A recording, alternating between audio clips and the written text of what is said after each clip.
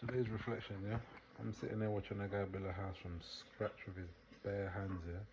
In the middle of the bush with nothing but natural resources around him, yeah? An axe, maybe a machete and a saw. That's it and some nails. But mainly it's like rope, string, things you could take out the bush, stone, coconuts, mud.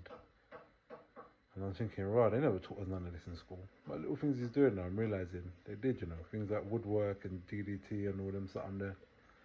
But we didn't care about it at all whatsoever. And the reason why is because they never stressed the importance or the context of why it would be valuable for us to know any of these skills. Things like even things like textiles and learning how to stitch and going scouts and learning knots and these things, you know what I mean? Like it was very just, you got to just learn this, but there was never no like, you might need this because the end of the world could be pending during your generation and you might need it, son. Thanks guys.